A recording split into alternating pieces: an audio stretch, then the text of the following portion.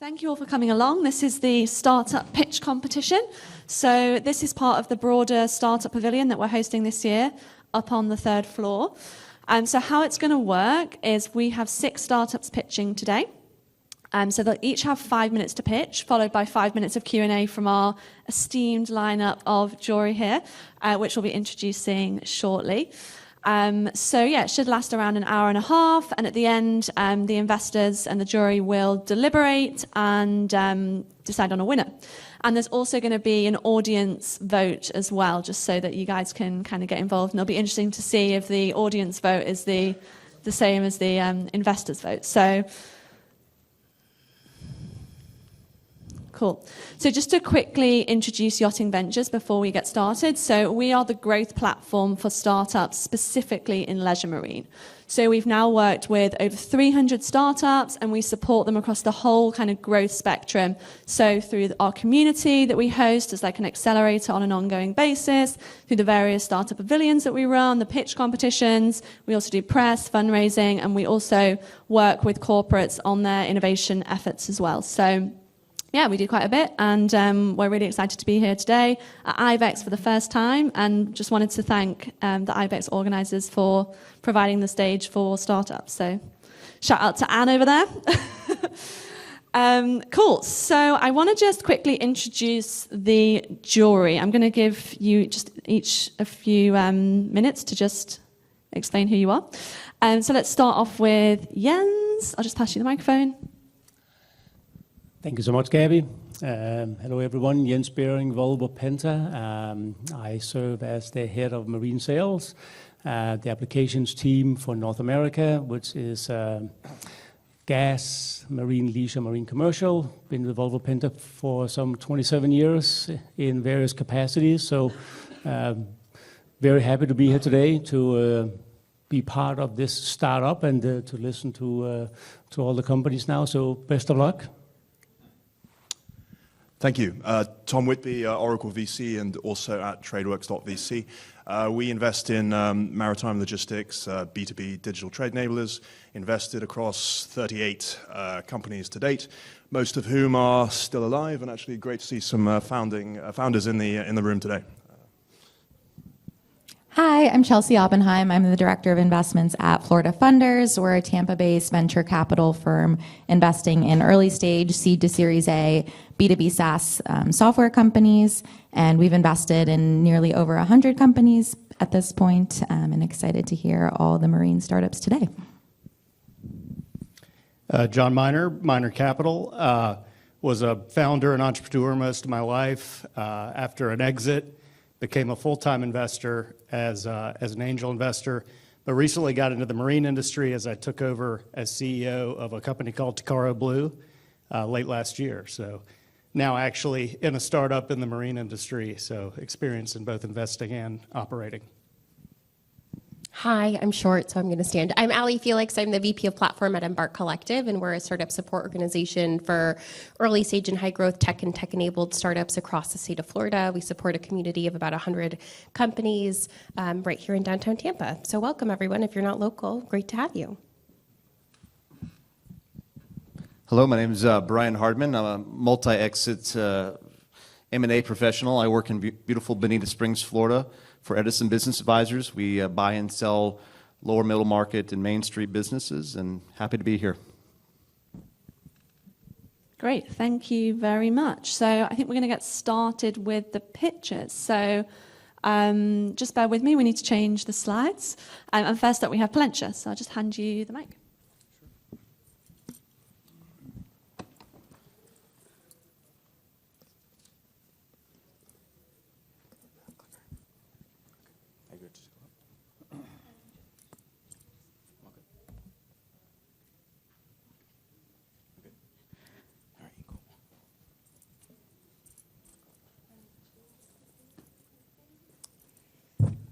Just to remind you, you've got 5 minutes to pitch. I'm not going to cut you off. Please try and stick to the 5 minutes. And then that will be followed by 5 minutes of Q&A from the investors. So each startup has around 10 minutes to pitch in total with the questions. Thank you. All right, let me know when I can start. Here you go. Good afternoon, everyone. My name is Tyler Temple. I'm the CEO and founder of Palentia. We are an electric boat manufacturing company, and today I'm going to be taking you guys on a deep dive on how we're revolutionizing the electric boat industry. Now, the main problem with the marine industry is the lack of standardization as well as the environmental concerns with internal combustion engines across the globe, and as well the lack and limited availability for electric boats. And now with our solution being our flagship model, the Aurora First Generation, which is a fully electric 40-foot recreational boat that not only blends between unmatched performance, but as well with technological advancements. And now going into technological advancements. The Aurora has an AI system that resolves issues, offering solutions, as well as keeping the captain informed of any other components, as well as giving alerts and giving other forms of response towards emergencies. Now with myself being a former US Navy veteran, I also was a damage controlman, as well as a nuclear engineer. And I founded Palentia in 2021 with my co-founder, Yvonne Shetarov, who's an energy engineer himself. But not only just myself and Yvonne, but our amazing and brilliant team of experts that have helped guide us in making sure that this vision truly became a reality. Even along with our established supply chain and partnerships, we've been able to truly make this a reality to this date. Now, even going towards the market of the electric boat industry, reaching at $20 billion in 2031 with the consistent demands towards technology and as well as sustainability. And now, even how are we able to reach to this demand that's consistent every single day on making sure that the future changes? So with our jet propulsion systems reaching at 40 knots, which is also to 1,200 horsepower, our batteries alone are a game changer. Now, for a short-range battery, it's about 250 miles in range and then 350 for long range. And now, alone with this, we are changing the way and how the future is to be set. And how are we going about charging these models? Now, we've partnered up with Aqua Superpower for their charging network across Europe and America to being able to charge these boats both on coastal sites and as well other cities in Europe. And now as well for the cost savings for electric compared to fuel, now generally about $7,000 to $9,000 annually for fuel. Now, alone with our batteries, which charge between $10 to $15 per charge, we can give you about $1,000 to $1,500, which is about 80% fuel savings. And now alone, we've ranked things based on what competitors and also what other consumers are looking for and making sure that the market reaches, which is range, battery efficiency, advanced propulsion systems, technological integration, and sustainability and luxury. And Palentia is the only one to check off every single box. And with our competitors alone, we're looking at our sales acquisition of 100 to 150 pre-orders by 2026, which gives us about a projected revenue of over $100 million.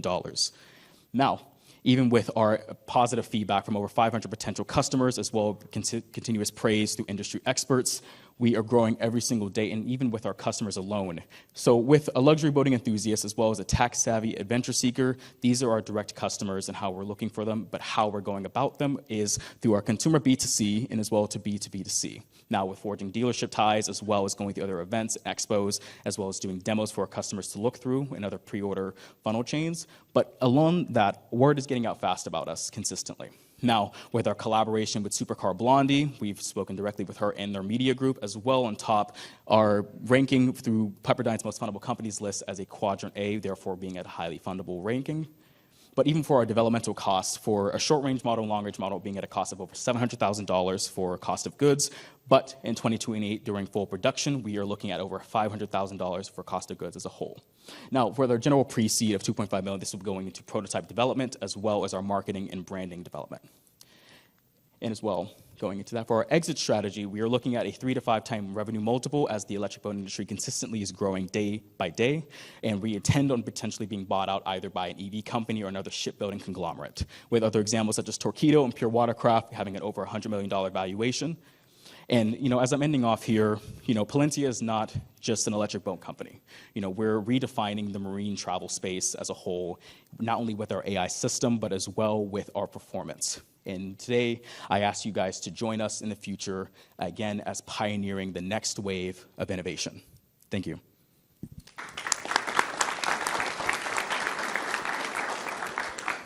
I'm going to come to the joy of questions, so hand the mic over.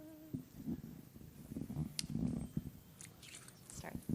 Great presentation. My question is kind of around time to market. Obviously, we're still kind of in the very early days of electric cars. Just speak to that from the motor boating industry. So consisting that the boating industry alone has kind of had this limiting adaptation towards electric, whereas cars are consistently adapting every single day, right? The marine industry as a whole from about early 2000s have had electric boats, but they've only gone about a range about 5 to 10 miles. And so for our development, because of our partnerships that we've set out, and specifically with other companies alone that have had this vision and are looking for people like us to really challenge this way and how the new modernization towards this EV space, you know, in 2026, we're intending on trying to start fulfilling pre-orders, and then 2028 for full production. So we've ranked out between a 5-year range of when we'll be able to go out to just somebody buying a boat and then being able to get it to the front door within a couple of months. Thank you. Hi there. What have you actually produced to date? Have you got a demonstration model? And also, are you limiting yourself to selling the boats with your new drivetrain, or will you sell the drivetrain separately? So the boats will be sold together with everything, with the drivetrain as well as the technology. And so our boat currently is in the water. It's down located in Miami. So what we're doing for the prototype is we're refitting a Van Dutch 40 recreational boat. So we're transforming it with not only our battery, but our tech and as well our propulsion system. So that's how we're going about the development of everything. And so I don't have a full demo with me as we speak, but the boat currently, we have done some sea trials on the testing down in Miami. It works like a charm. I love it.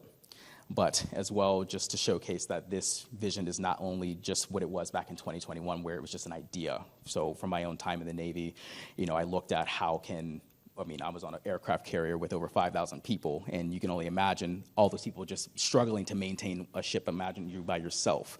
So over the course of time, up until this year, we have been able to kind of figure out the plan on making sure that this flows more easily and more fluidly. Good presentation. Thank you. Interesting. Manufacturing space and distribution. Talk about that. It is not an easy task, I will say. That's for certain. So with manufacturing, you're looking at the general core. So for our original design and why we went through the refitting route rather than building up something from scratch, we wanted to make sure that we had a quick go-to market strategy for being able to showcase our technological and performance advancements.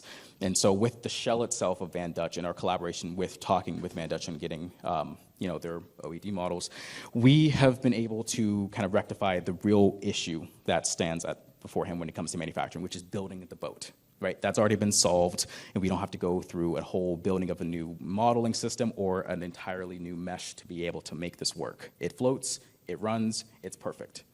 So with manufacturing, we've wanted to perfect and make the ease towards this switch to EV as simple as possible. So there's not a bunch of road bumps to where it's like 10, 20 years in order to being able to go out to the market, but actually within 5 years.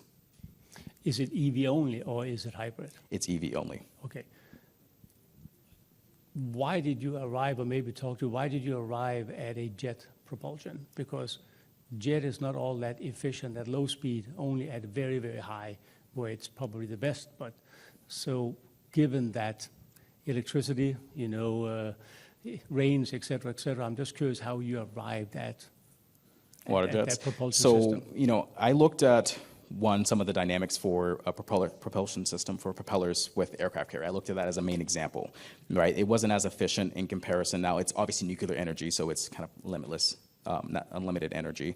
But with how we were going about developing the batteries, with how the jet propulsion system and making sure that it didn't drain the battery after like a few miles, we did a lot of R&D with Chrysler Electric and John Deere, who are direct partners, and making sure that the conversion between jet propulsion and propellers actually worked more efficiently rather than working against it. So that was a lot of years of going back and forth on how we were going to be able to make sure that this worked more performantly, but as well making sure that every little detail was kind of configured to this very point to where we went into actually testing everything and it actually working out in the way that it needs to be.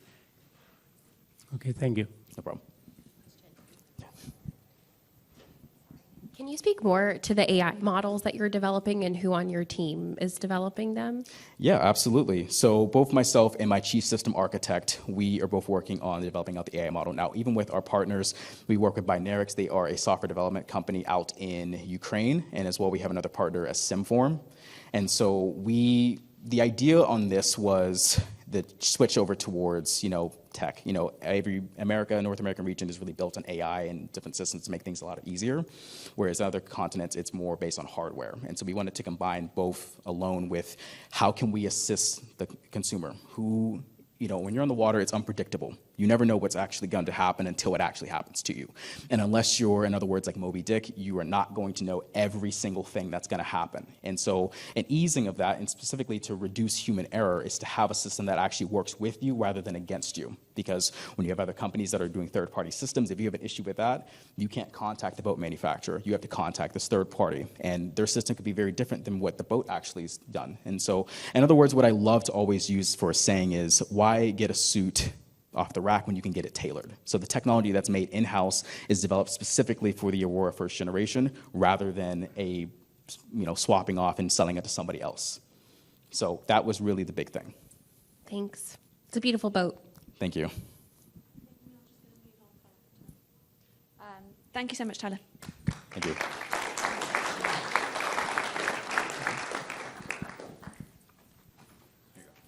Awesome. Forward, back, which way?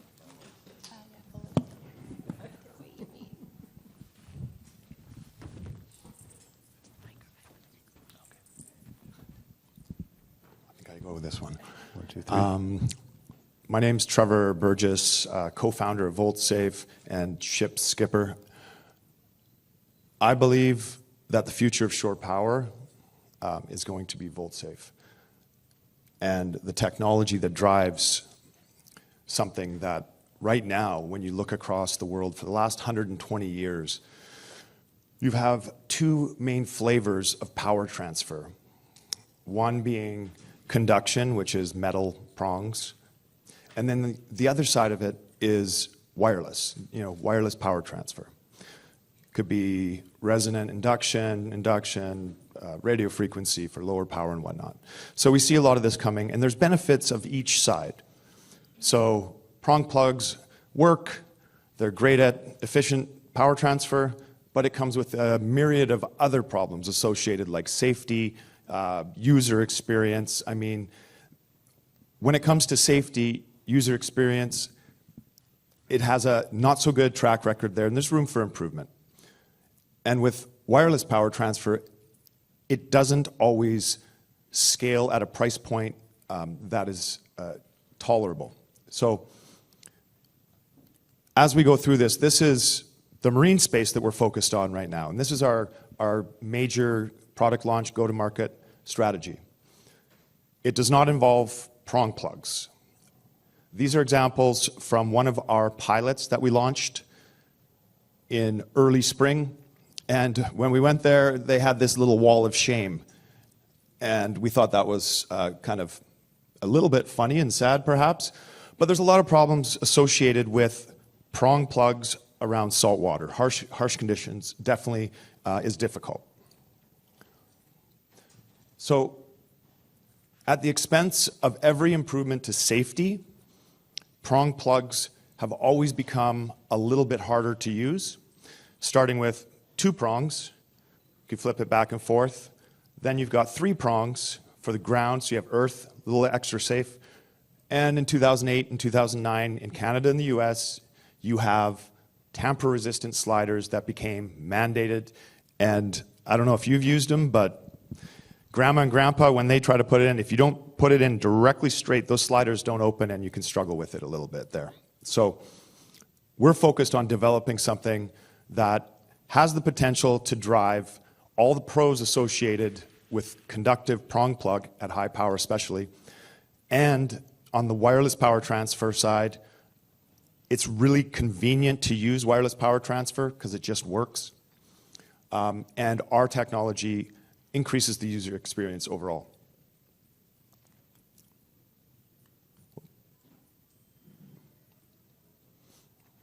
So our connectors and our technology that can create any type of connector for any voltage or any amperage, it scales to whatever any prong plug out there does.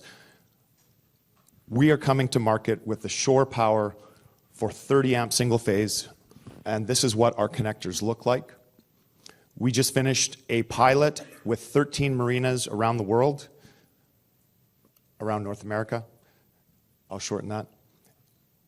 And the feedback on the pilot and beta units has been great so that we are able to refine and shave down a minimum viable product and bring that to market. And that's what the commercial product looks like.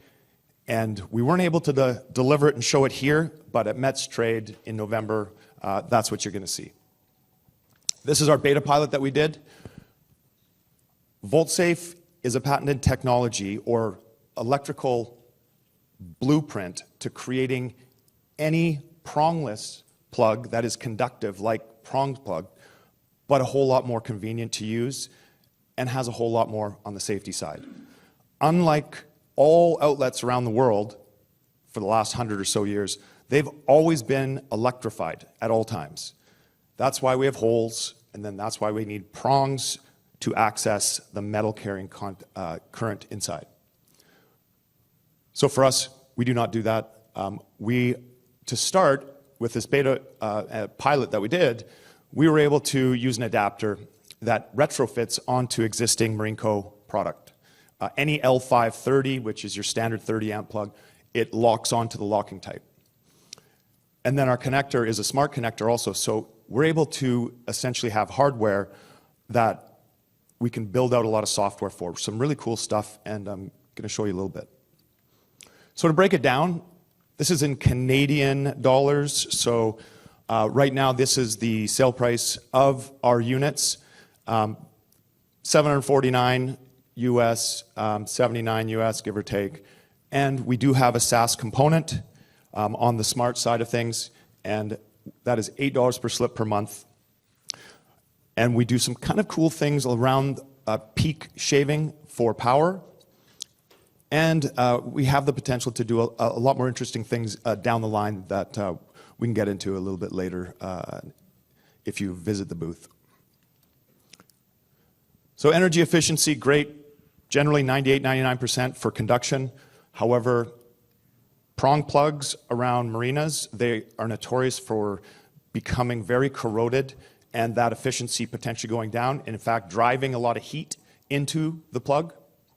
And you see a lot of meltdowns and even fires that occur at marinas, no matter what you're using. So you got to be careful and make sure you're looking at the prongs. On the female side of the plug, it's recessed, and you can't see what's going on there unless you literally dissect the plug. Those contacts inside can be extremely corroded to the point where power won't even transfer, and you'll get a standing arc and potentially melt down the plug and cause a fire. AI, we do have AI built in, our own AI, and that is able to use a hive mind at a marina with our technology so that we're able to do, as a peak starts to happen, and maybe people are turning on the air conditioning, it's a hot day, and they're on their boats, and it's the weekend, we're able to turn off different loads, different boats for short periods of time because our technology, because we are in line with power, we're able to actually, the harbor master or whatnot is able to turn off power from their desktop dashboard.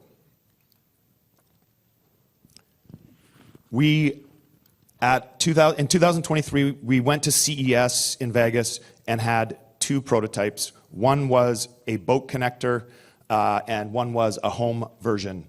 And since then, we have, in the last year and a half, we've managed to switch from boat connector to the marina because we talked to all the stakeholders, and our marina operators are where we are focused, and that's who we sell to. And we've done all that in about a year and a half and finished right at the tail end right now of a fairly large pilot with all interested marina operators. Like I mentioned before, our tech can scale to any voltage or amperage. We will be coming out with a 50 amp split phase, also EVSE. There's a lot of cool things we're able to do and even go higher on power, even if you want above 100 amps and whatnot.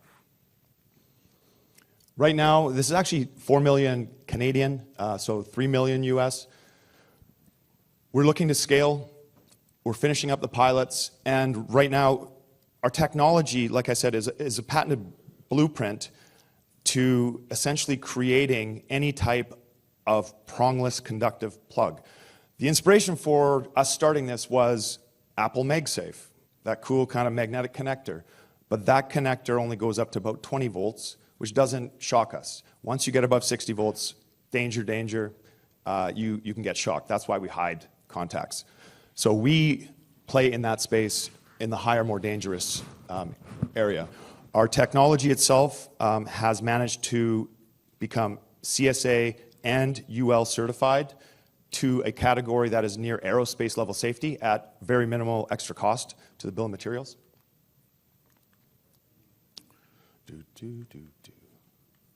Okay. The market, if you look at it from top down, the current market is a couple $100 million market. From the bottom up, and along with SaaS side of things, it becomes a much bigger market. The total market is $3.5 billion from a bottom-up approach with our technology, and then on the SaaS side is about $300 million also. We're focused on North America and coming to market with that. So that really is where we're landing. Trevor, I'm going to have to cut you off there. Sure, yeah. Sorry. I'm actually at the end. Okay. So we're just licensing and partnering with a lot of other different incumbents in different verticals that prong plugs currently play. So, and even induction and whatnot for EV charging and whatnot. So I'll leave it at that. Nice presentation. Could you give me your primary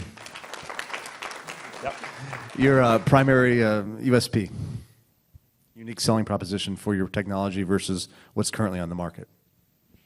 Yeah. So right now you have the L530, Marine Co. You've got the Smart Plug. You've got a lot of different Hubble even.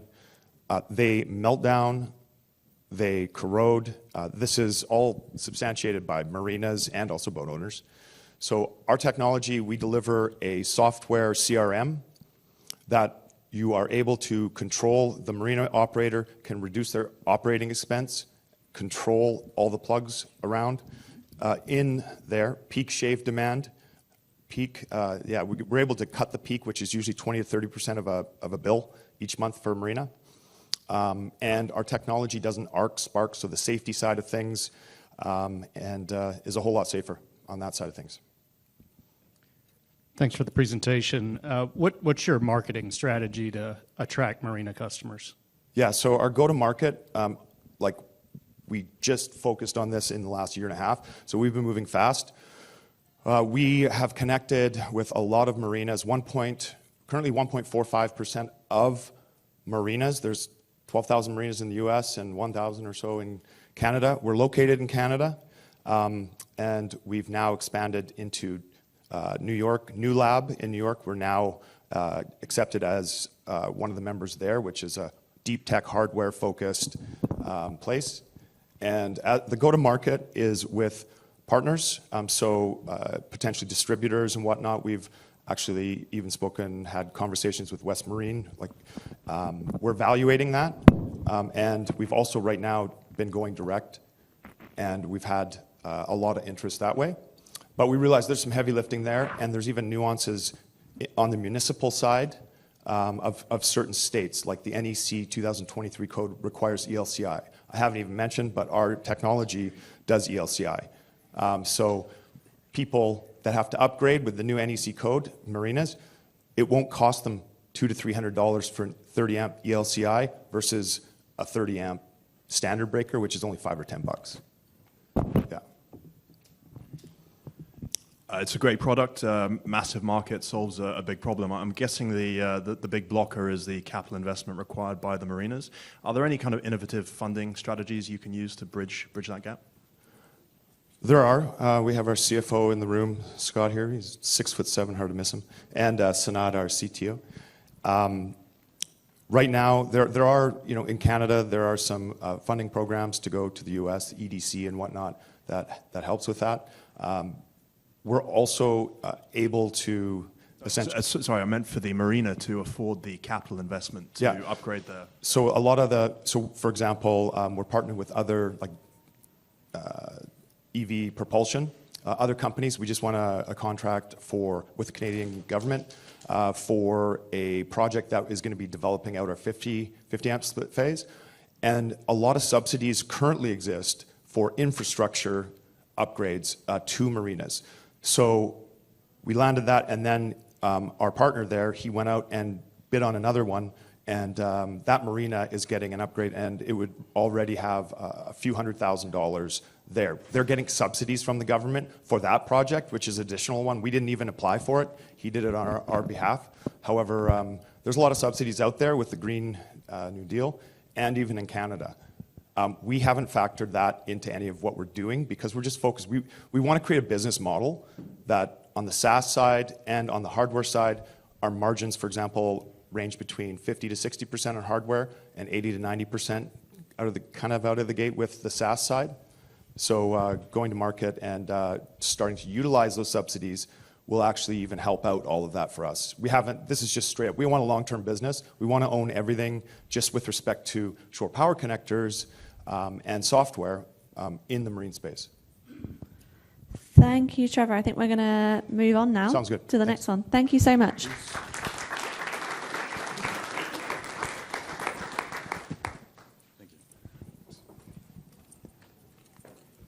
So, Christian, just so you know, I am actually going to, I know I said I wouldn't cut you off, but I am going to set a 5-minute timer because we need to stay on track. So it will go off after the 5 minutes. So, yeah, just so you know. Sure. I'm sure that much of us have heard boat owners struggling or saying that he doesn't use his boat enough, or he keep paying for his boat even though he's not using it. So my name is Christian Lopez. I'm the CEO, captain, and co-founder of Marinero, Mexico's first digital marina. And once I was that guy, the pandemic took away my job, and without the possibility to keep maintaining my boat. The pandemic took away my boat and my job, but couldn't take away my desire to be in the water, to be fishing, and to be with my friends in the water. That's why we make Marinero. We found that boat owners struggles with the boat, even though they are not using. They have high maintenance costs, even though they are not using. And for adventurers in Mexico, we discovered that brokers charge them because depending on their nationality, or making them make deposits on accounts that maybe they are not gonna see their money anymore. We make an app where we close the gap between boat owners and tourist adventurers that want to know the sea, want to have those experiences. And we made it with only a mission to make boating safe, easy, and enjoyable for everyone. That's how we gave the boat owners a way to monetize their vessels. Those days they are using them. And for adventurers and tourists, we simplify the way they rent or they book a yacht. They only have to get in our app, discover all the possibilities we have in there, and select the one that they like. We have been on the market over a year and a half, in which we have already gathered almost 300 yachts in Mexico, around 35 places in Mexico. We have almost 5,000 downloads of our app. And how do we win? We charge the user 50% of the final price the boat owner put on our platform, which we included in there as safe insurance for the boat owner, crew in the ship, and both travelers in the yacht. We have competitors, but they are focused on market as USA and Europe, but Latam and Mexico, they are not so discovered as when we were on a travel. Mexico have 77 beaches or ports that we can use. We have already on 35, and Mexico lives because of its tourism, and the travel tech is coming strong in Mexico next year. Who we are a bunch of sea lovers that want to democratize and to bring the possibility to get in a boat for everyone in Mexico. We're here because we're raising $600,000, and we already committed $100,000. And we are going to use this to close the 2025 in 10 different countries, and in 2026 we're looking to have already 20,000 boats in our app. So we're here to ask you to jump in our boat on our mission to give everybody the possibility to be in the sea as we want to. Thank you.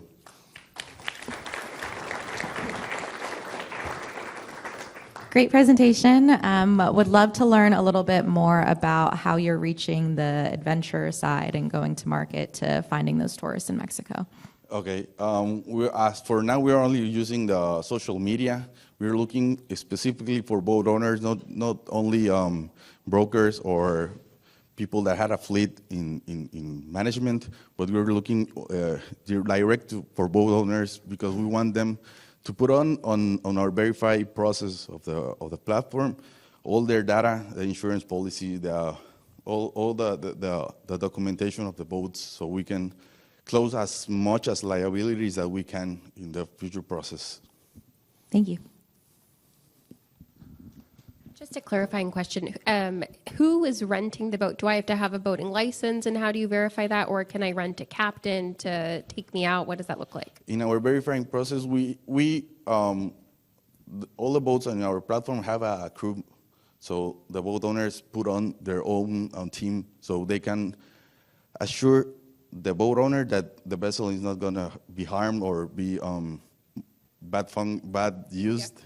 So it's a part of our verified process to give all that information to us. Thanks.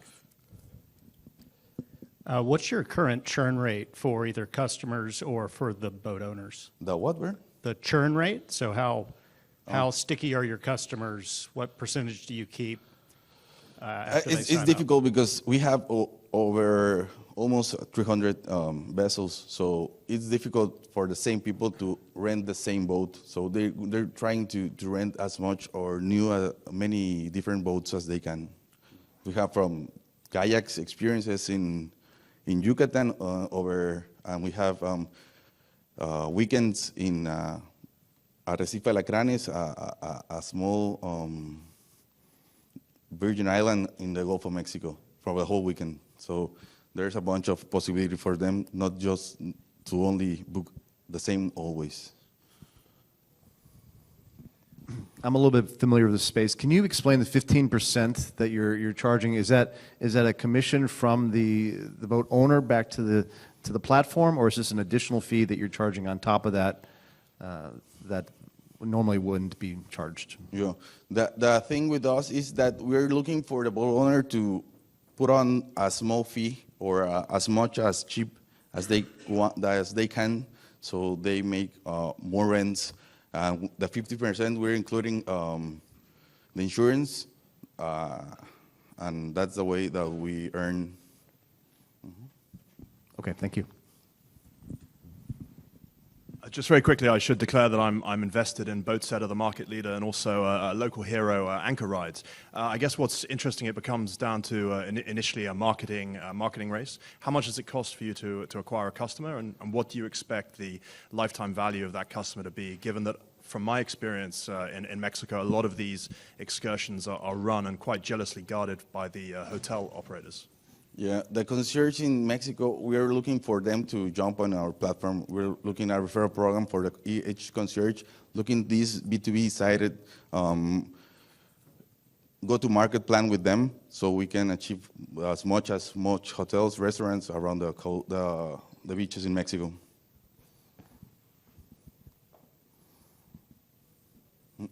Thank you. Thank you.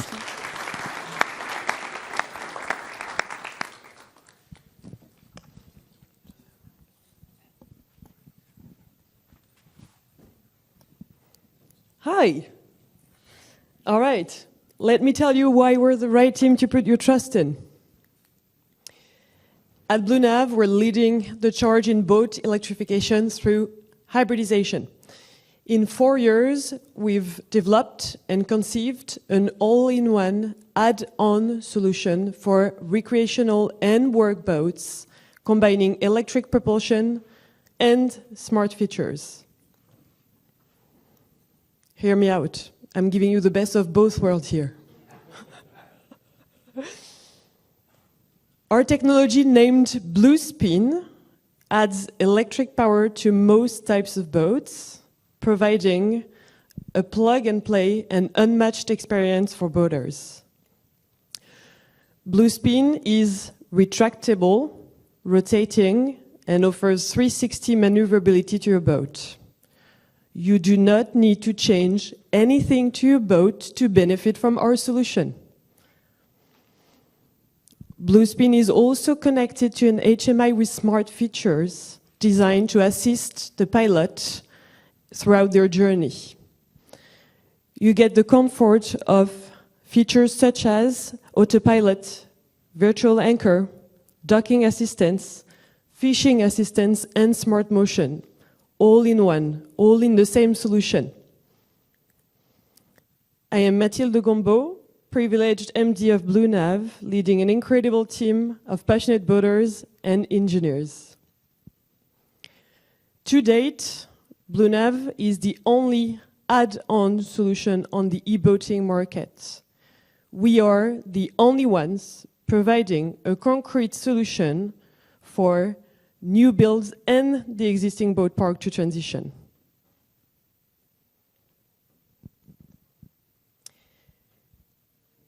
For most boaters, electric boats remain a non-starter because of the limited energy of batteries.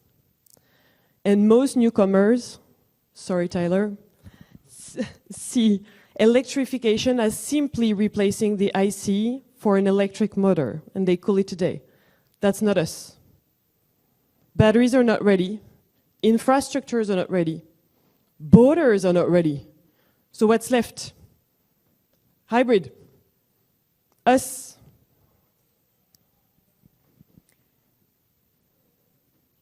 And I've lost my way, but that happens when you pitch live. We ambition to become the world leader in boat hybridization. This is what we've accomplished so far. We're backed by an incredible network of VCs. We're seeking today 10 million for growth and mostly to launch the US market. We're seeking for the right investors to come aboard.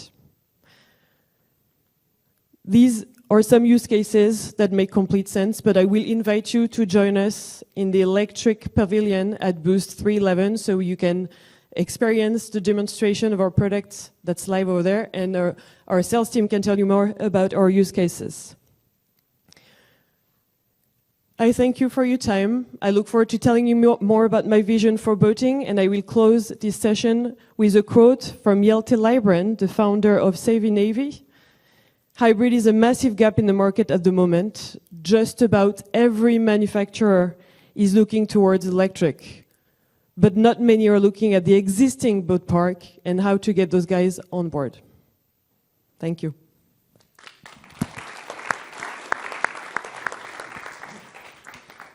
I'll go first. An interesting product. So if I understand you correctly, this is an add-on system to an already propulsion solution on the vessel. Yes, absolutely. We can work either with new builds or the existing boat park, and that's one of our USP and what makes us very unique compared to the other solutions. And you add them on a boat already propelled by combustion. Yes. I saw on your diagram that you're not supplying the batteries. We're not supplying the batteries. How does the customer go about that? Our network is B2B. We work through distributors, boat builders, or integrators, and we accompany them with our engineers on the best solution. But boaters are very welcome to use either batteries or a generator or any other source of energy. That's not our job. It's a completely different job. Thank you. So is this a low-speed solution? Yes, it is. We want boaters to understand that to move electric, you have to go slower. So our tech can take you up to 10 knots, and we absolutely know how to make more powerful motors if we want to, but we don't want to. We want people to move slower. But Americans want power. You're right. You're absolutely right, and I have no response to that. It's a great product. I think I would definitely have one on my boat when I'm cruising down the River Thames. But it looks like your product is uniquely modular. What opportunity is there to sort of have it removable when you move to a different cruising area and you may no longer need that electric propulsion?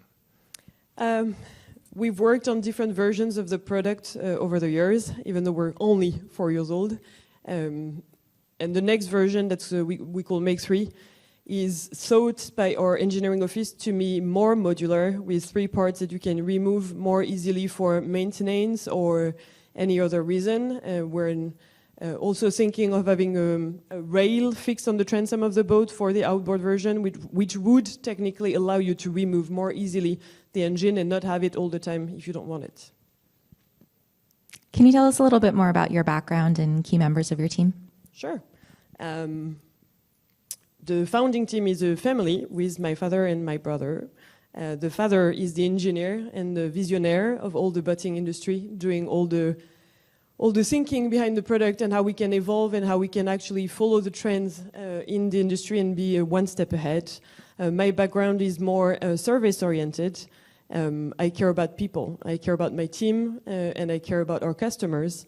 And so my job is to do everything in my power to answer your actual needs. We see too many people thinking innovation for themselves. Sorry for the engineers in the room, but usually it's ego-oriented. I care about what you actually need as a user and how I can answer that question for you. Can you describe the unit economics of the product, the gross margin, the gross price point? Sure. We're far from, obviously, our objectives in terms of margins. The price point for the 15 kilowatts, this is the 15 kilowatts version that we twin install. We have other power ranges that are under development and will be commercialized next year. We'll have lower price point too, to answer that question. We're about public price, 18,000 euros per motor. And the margins for now, I don't think there's something to say about it. Big work to find suppliers, big work to get a product reliable, and then the next step will be obviously to work on the margins. Quick technical question. Does the propeller somehow retract up into the main unit, or does it stay down in the water? That's one of the USPs that I mentioned in the presentation, but I won't go back for the person after me. It does retract. It's the main USP of the product. That means whenever you want to navigate electric, you lower the turbines, right? And then whenever you want to go back to combustion to go far, fast, or whatever your motivation, then you can bring it up in its box, which will never impact the original performances of your boat and create drag. Great. One more question. You seem to have a lot of good answers. So just follow up to that question. That unit stays submerged, even though it's retracted, right? No. Your turbine, it's never out of the water. It's above the water, the hull surface. Most of the box that it retracts into is above the water line, but a little bit of it stays under. We make sure that when we retract the turbine, that it's as dry as possible to avoid all the shell, sand, and trouble you can get when you leave a motor immersed. Thank you.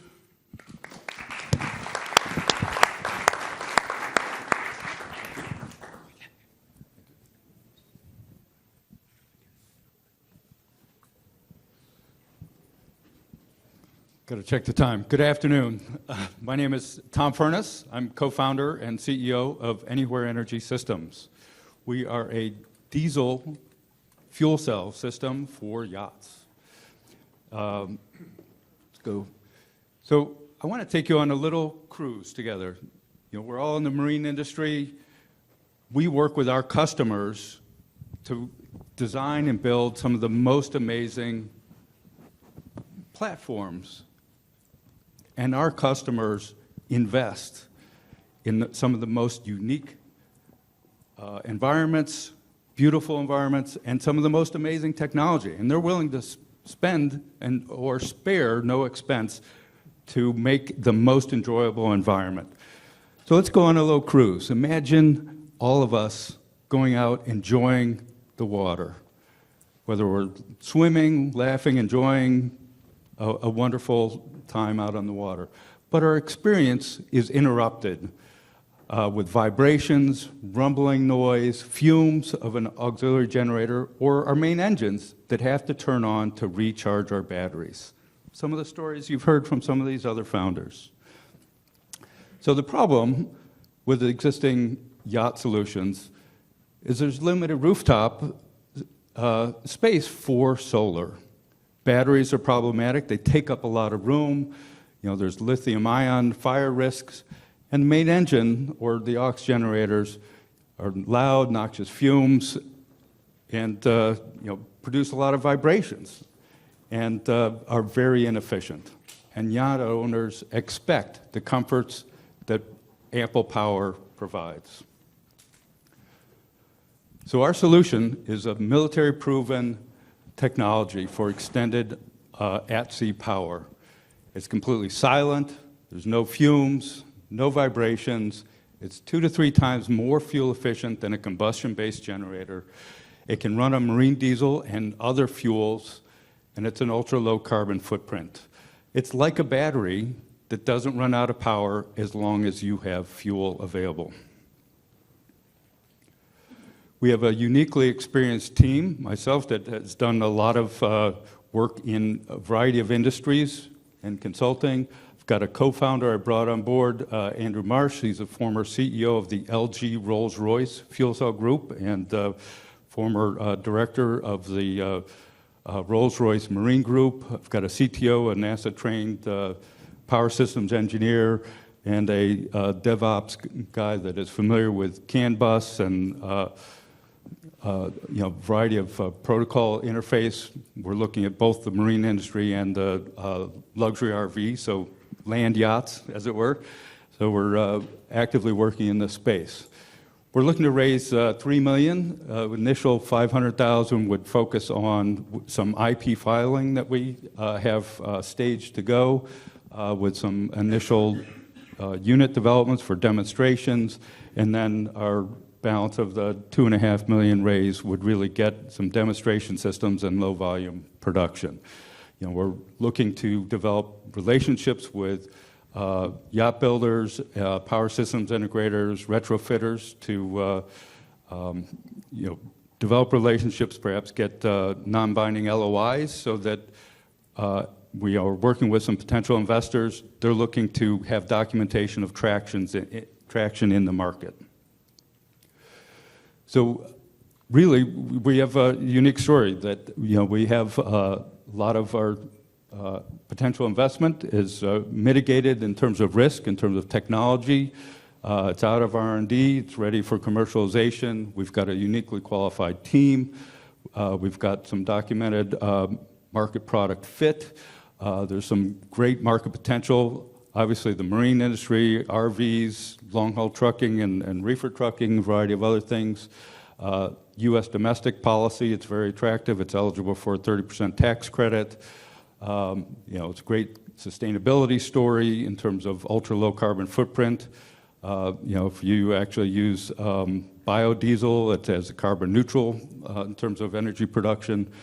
And there's certainly opportunities for exit in partnership with some other players in the market. So in summary, Anywhere Energy Systems is a modular, scalable, multi-fuel capable fuel cell power generator for the yacht market, and really for extended at-sea power with an ultra-low carbon footprint. So come join us on our bon voyage. So, thank you.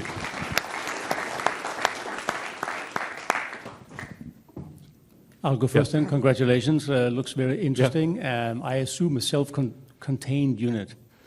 Yes. So it's also very easily scalable. So we've got a very small base unit that's 1.5 kilowatts.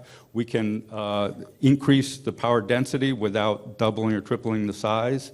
So we will actually have a similar size, weight, footprint as a combustion-based generator. Using multiple units, we can scale up to like 60 kilowatts. So, and on a vessel, you can actually put some on one side of the boat, some on the other, keep it balanced, that kind of thing. And it would have the same kind of power hookups and fuel line connections as a traditional combustion-based generator. What kind of service life? So we've had a system run for 10,000 hours with no maintenance.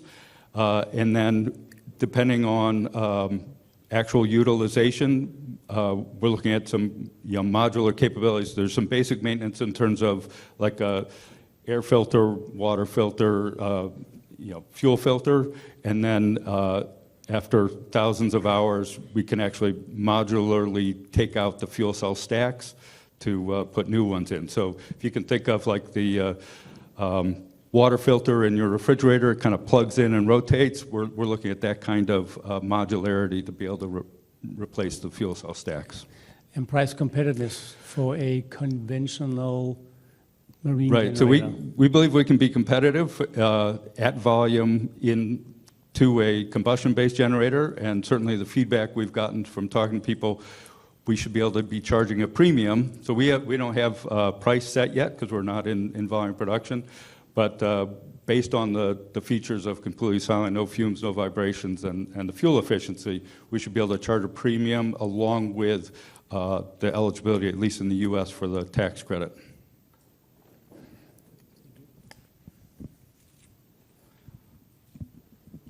What's the target, what's the smallest size boat you would expect to see this on? So probably maybe a 30-foot. So I'm not sure it makes sense to go much smaller, but certainly potential to go much larger as you can scale the system. So.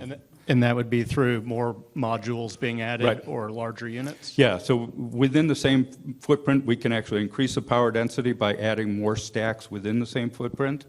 And then if you're really looking to scale, you can add multiple systems on a rack in a sense.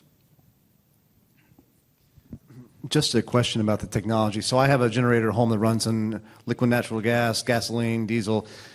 How would this differ from something like that? It's very similar, except it's a non-combustion process. So it actually uses an electrochemical process to break down the hydrocarbon fuel, basically releasing the hydrogen that's in those fuels to then go into our fuel cell stacks to generate the electricity. So we've got it. How am I doing on time? This is the last question. Okay. But we've got a unique story in that I actually acquired the technology from an aging founder that shepherded the technology,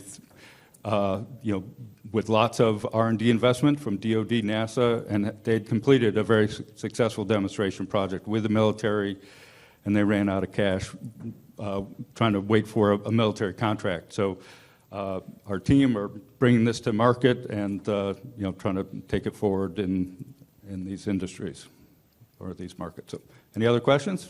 We're good? All right, thank you very much.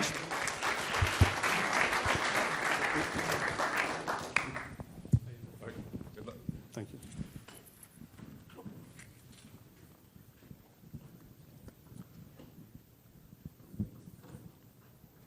Hello. Hi, my name is Al Hagie. I'm the founder of eForce Marine. We located in Miami, Florida. We develop fully electric drive system for boat manufacturers and everything that you need to, as a boat builder, to roll out the electric boat. Electrical engineer. I've been a product developer for the past 20 years. I have a dedicated team that's working passionately on this project with me. Recently, we had John Holland, of CFO, to help us with the funding of the company. Oh, sorry. We live in a time that the customers are always asking for environmental or efficient products, and if you're a boat builder, you want to listen and see that what you can do. If people want electric options, that you can help them. Here we're showing an example of what we've done. On the right, we took an old Tierra with twin inboard gas power, and we converted it to electric on the left, just to show you the comparison on saving on the energy costs. At the cruising speed, when it was in the gas stage, it was using 20 gallons of gas per hour. and the electric estate is only using 160 kilowatts of energy per hour. So your cost for 1 mile at cruising speed is 80 cents when it's electric, and about $4 when it's in gas stage. Huge difference if you are commercial boater. Maintenance is very minimal in electric and a lot more in gas stage. Well, electric boat is a massive market. It's supposed to reach up to $7 billion by 2030. We show a landscape of our competitors, and there's a lot in Europe, very few in US. What sets us apart is we offer a complete package solution off the shelf. We also tailor-made system to customers' specs, and we are developing our own monitoring app that these electric boats desperately need.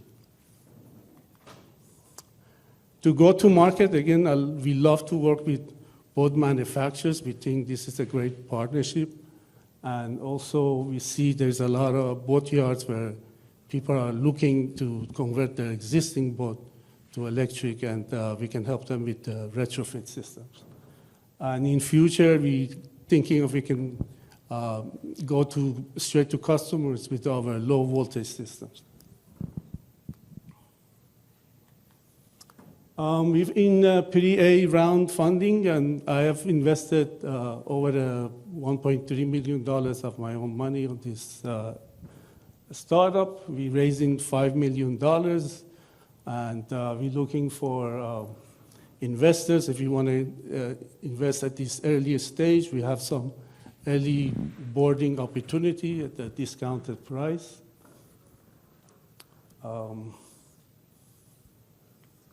Most of this funding we're trying to raise is to take us to the market, set up a new facility and the distribution center, and so we can serve the customers.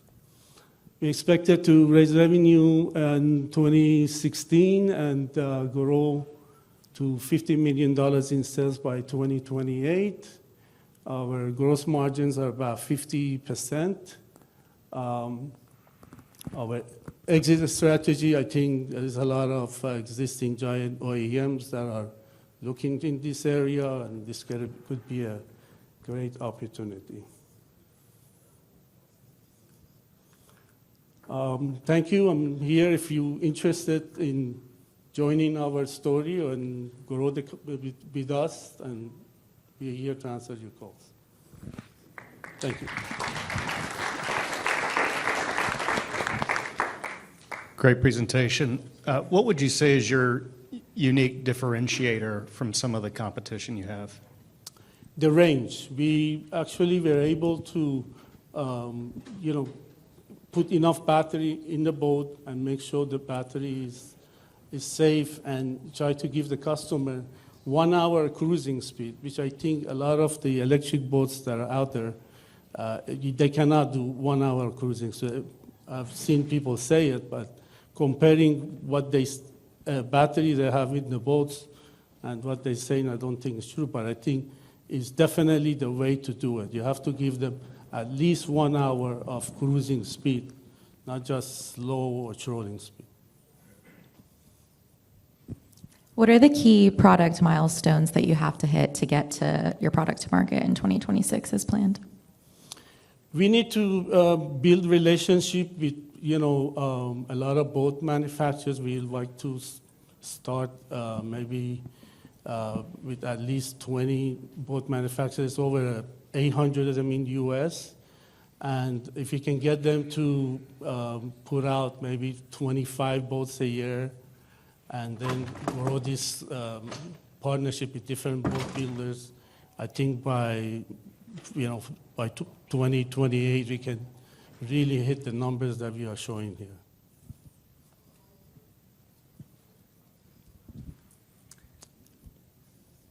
Are you doing in-house development and manufacturing? No, we are assembling the components from different manufacturers. We look at what the customer needs, with the amount of horsepower that they need. So we do have some options already all developed, ready to go, but if somebody comes and wants to electrify a 40-foot boat, we have to definitely find a bigger motor and larger battery banks and go back and say, hey, we can do it, but it might take 3 or 6 months to develop. Do you have any proprietary technology that you can build a motor around this business? Excuse me? Do you have any proprietary technology that you can use to build a motor around your Yes, business? we are seeing some things that is not there. We're working on it. We talking to some patent attorney about how we can take advantage of it. But I mean, I cannot disclose, but we've seen somewhat. In terms of, let's say, self, what do you call it, autopilot. With electric drive systems, especially you have dual, there's some opportunities that, you might not need your rudder to do it. So there's some things or some efficiencies playing around with the RPM on the motors. What's your background? I'm an electrical engineer. Yeah. And I've been designing products for many years. I'm lighting products. I work in some development for Johnson & Johnson's in the back in automation. I mean, in production automation. But this is very natural for me. So I'm been a boarder for the past 30 years. So I love doing this because I think I'm contributing something to the boarding community. Yes? Thank you.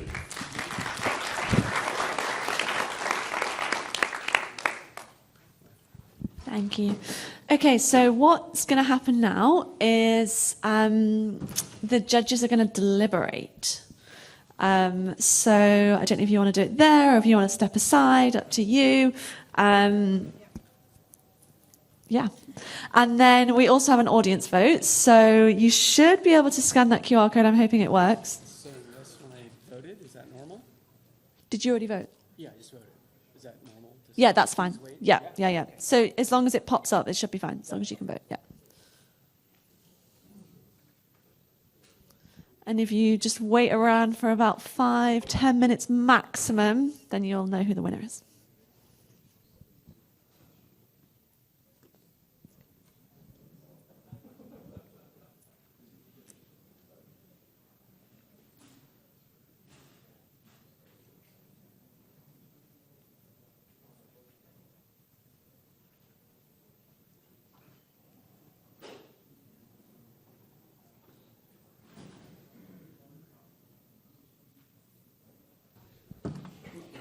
Okay, so we have a winner. Okay, so I want to invite everyone to the stage, actually. So everyone that pitched, please come up to the stage. And the investors too, why not? Let's all get up.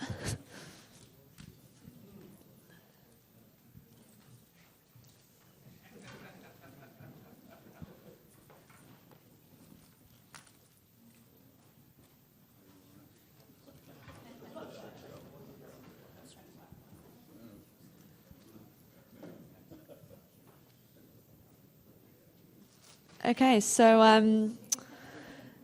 it was a difficult decision, but actually I'm going to hand it over to one of the investors to announce the winner.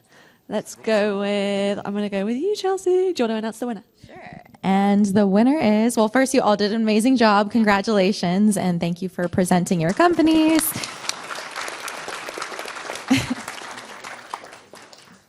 Hard decision all around. We definitely had a good deliberation, but we decided on Blue Nav.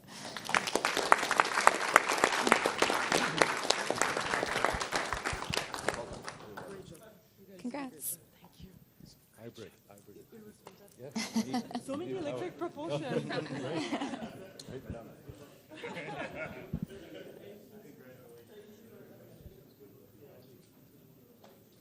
Cool. So yeah, thanks everyone for coming. It's great to see that you're all interested in hearing startups pitch and like learning about the the future of the industry. So is that a camera as well as a video? Yeah. Can you take photos of that? Would you mind grabbing a photo? Okay, awesome. Okay, let's do a photo. Everybody stay close. Okay, come on. Okay.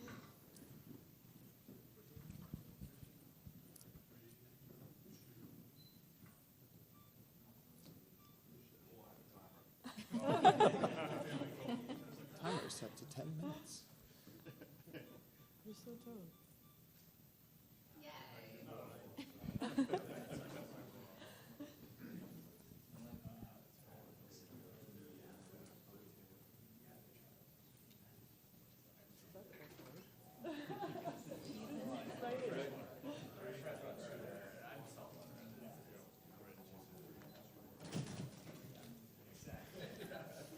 Thank you.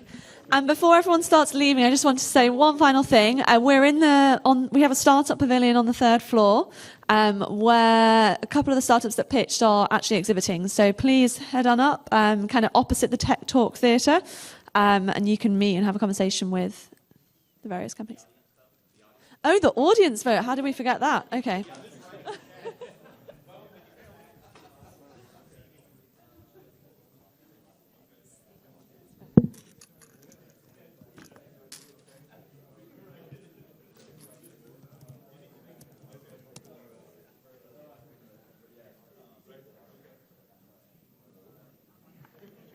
Ooh, interesting.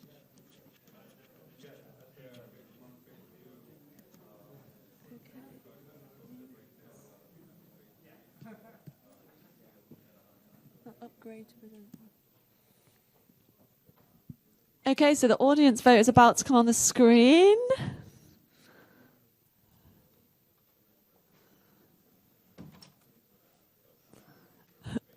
So the winner of the audience vote is Anywhere Energy Systems.